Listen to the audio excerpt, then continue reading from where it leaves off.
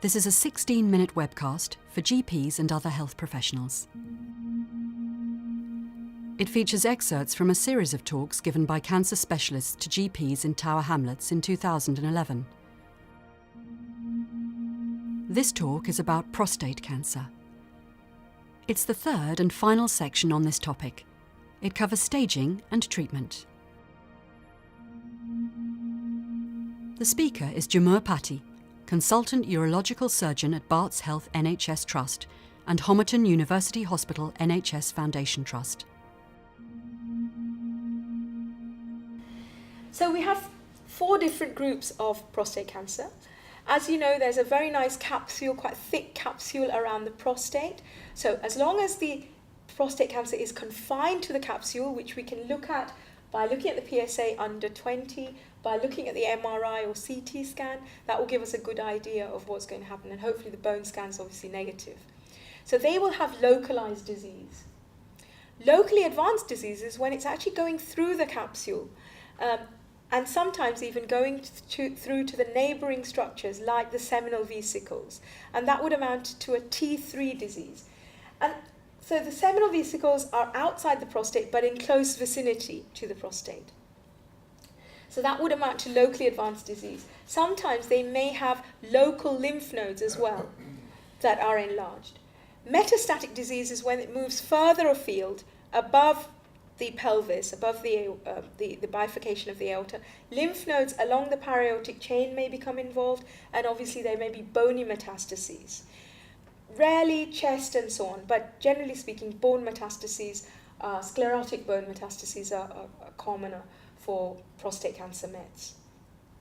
And then lastly, you have the group of hormone refractory prostate cancer. We know that by and large, prostate cancer is dependent on androgenic stimulus. These patients, their cells have undergone mutation, and as a result, they're no longer under the limitations of androgenic stimuli. They don't respond, they do whatever they like. And so they are now we call that kind of disease hormone-escaped prostate cancer, which is obviously further down the line. And this is what I was telling you about how the PSA is going up and down depending on when you start the patient on hormones.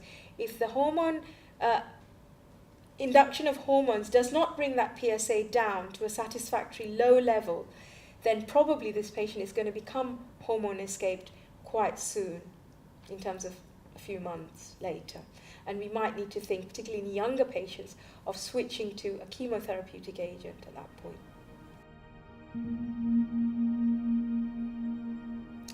So coming to the treatments that are available, the vast majority of patients, well, all of the patients, are offered 3 different choices.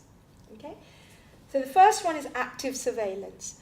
Active surveillance means that we are going to actively monitor this patient, and this is another thing where shared care could definitely come into the equation, because we could do PSAs together at intervals, and maybe secondary care sees the patient once a year, primary care sees the patient 3 times a year, so every 3 months.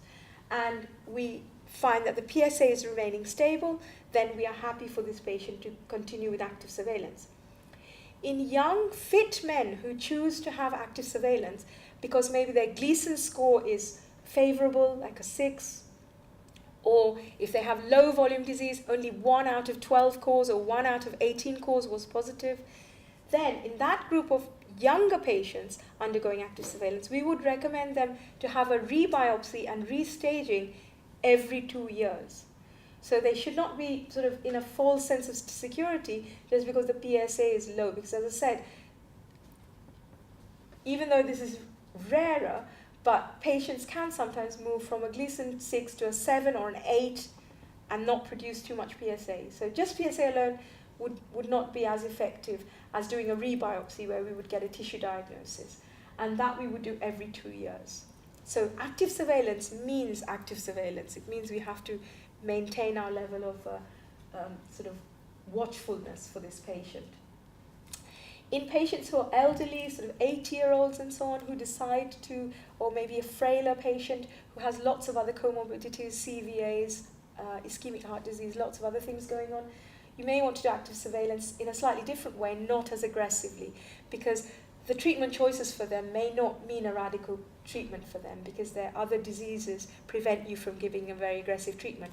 So for them, we may just decide to simply monitor their PSAs. But that's not active surveillance in the true sense of the word. Sometimes patients who have localized disease or locally advanced disease, we offer radiotherapy to them. This can be in the form of 3 different types of radiotherapy. So where we implant radioactive seeds into the prostate, that is known as brachytherapy. Commonly iridium or palladium is used. And the thing about the brachytherapy is the risks are less of developing erectile dysfunction, for example.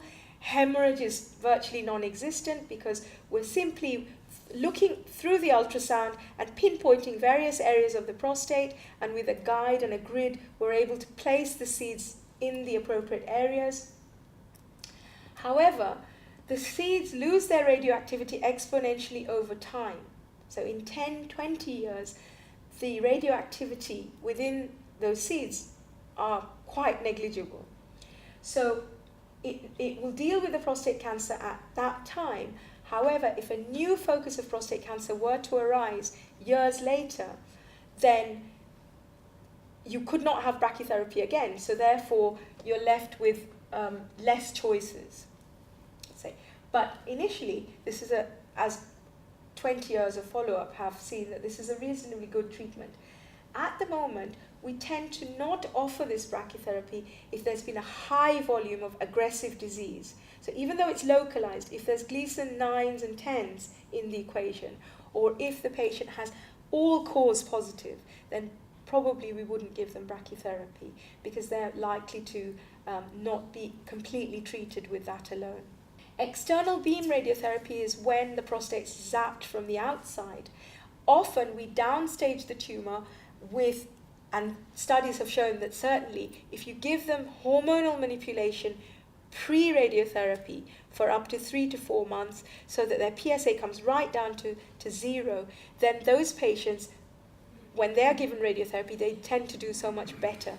And in patients who have aggressive disease, after the radiotherapy, which lasts 6 weeks on a daily basis, after the radiotherapy, they then get hormones for sometimes up to 2 to 3 years to give them the best chance of cure.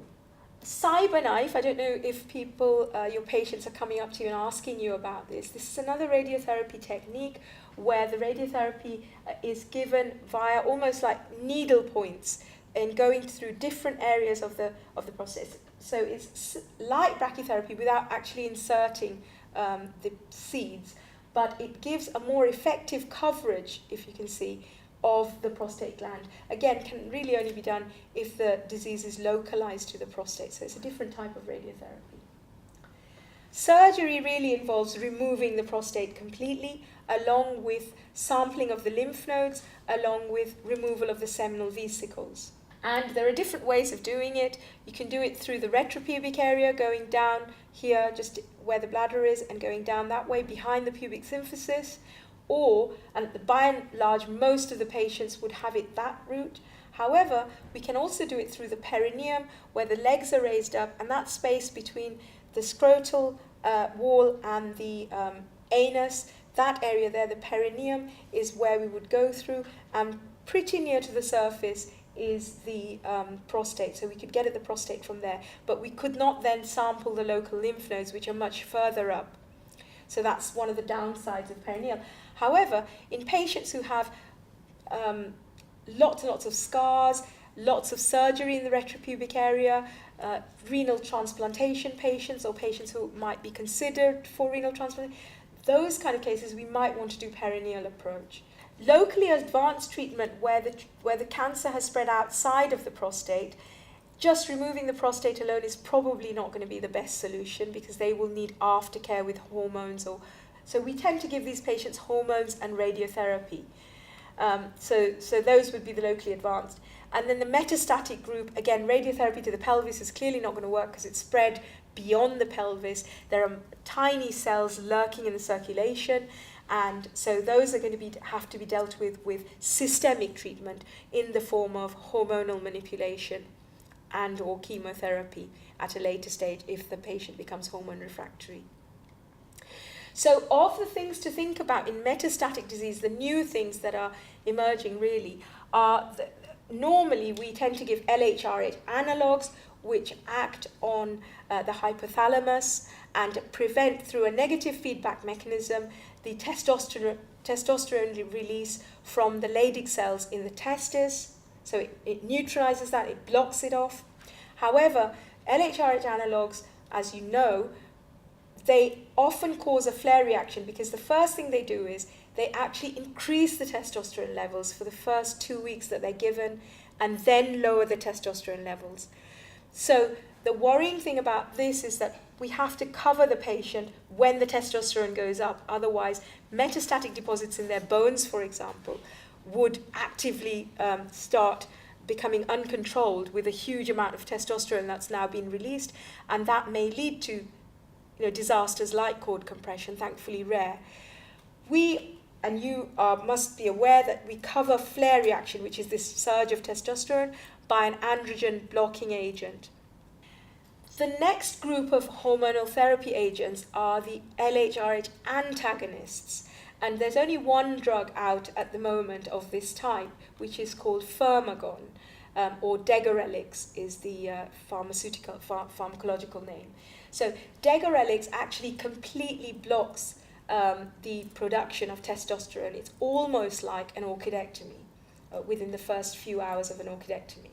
So what the advantage of this LHRH analog is that we have an immediate cutoff of testosterone levels, pretty much like castration, and we don't have to give the additional anti-flare drug, because anti-flare drugs do have their own sort of side effects, and one of the main and most sort of worrying side effects is it can, in some individuals, cause liver failure and liver damage. So this is something to worry about when patients who are on something like Casodex for long-term therapy. You may need to do their liver function tests every 3 to 6 monthly, because just to look at that. But when you're giving an LHRH antagonist, you do not need to cover the flare reaction because there's no surge in testosterone, because immediately the testosterone is cut off. So that's something to think about for this group of patients, and I think the pharmaceutical companies have costed it so it's the same cost as an LHRH analog plus anti-androgens. So it may be something that's coming out more and more. You'll notice it in your practice. The only thing to think about is that we only have 5 years data about the LHRH antagonist, whereas we often have more than 20, 25 years data on drugs like Zoladex.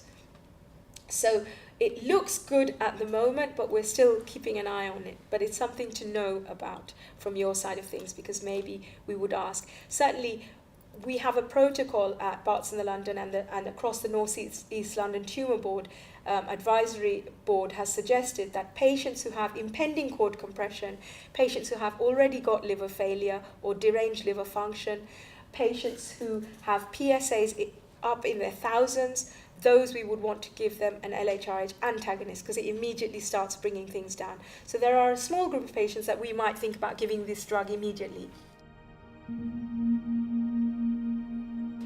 The thing about erectile dysfunction is sometimes patients present with erectile dysfunction, and in the course of their investigations, we find that their PSA is raised, and then we jump onto the bandwagon of trying to diagnose their prostate cancer. And the kind of erectile dysfunction is kind of there, but not quite there, because we're more worried about prostate cancer. So that's one way it comes across. The other way is iatrogenic.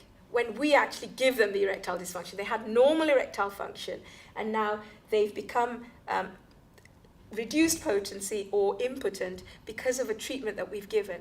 And all treatments actually are able to give them, like all treatments for prostate cancer, except brachytherapy. So treatment with external beam radiotherapy, surgery, LHRH analogues, all of them will render them LHRH analogues because it affects testosterone and therefore will affect potency. Surgery because the nerves, cavernous nerves, go right alongside the prostate. Now, during surgery, we have a nerve-sparing technique where we can push the nerves out of the way. But if the cancer is coming up to the capsule, it kind of sticks the nerve onto the side of the prostate, and therefore that has to be sacrificed. That's like an active thing that we actually sacrifice the nerve. But even with one nerve, patients can maintain potency. So I think it is important to try and identify how potent these patients are beforehand and try and do a nerve-sparing technique if you can when you're doing the radical prostatectomy. Radiotherapy, unfortunately, you don't have the kind of focused treatment that you can give. So the radiotherapy may actually damage both nerves just because the nerves are in the field of the radiotherapy beams. So from that aspect, you may be rendered impotent with that. But they may not be completely impotent, and with medication, just like after surgery, we would tend to give the medication. Now, after surgery, as a general rule, I tend to give patients the once-a-day dose, which is only available in one preparation, one type, which is the tadalafil, Cialis, which you can give 5 milligram doses every day after the removal of the catheter, or sometimes even from the day of surgery. Now, this is not going to give the patients an immediate erection, but what it does is it does improve the neurogenic stimuli. So by increasing nitric oxide in that area. So by doing that, they're actually better off 6 weeks later when they are ready to have sort of engage. Then, either we can continue them on the 5 milligram dose, or we increase the dose to 20 milligrams, or give them other drugs like Viagra, sildenafil 100 milligrams, or Levitra 20 milligrams. So we can then alter the dose accordingly, but we like to give them that dose, providing they were potent before. That concludes this webcast on prostate cancer. This is part of a series of 10 webcasts available at this address.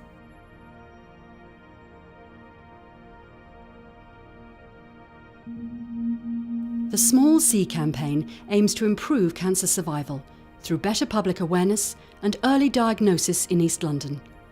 You can find out more at this address.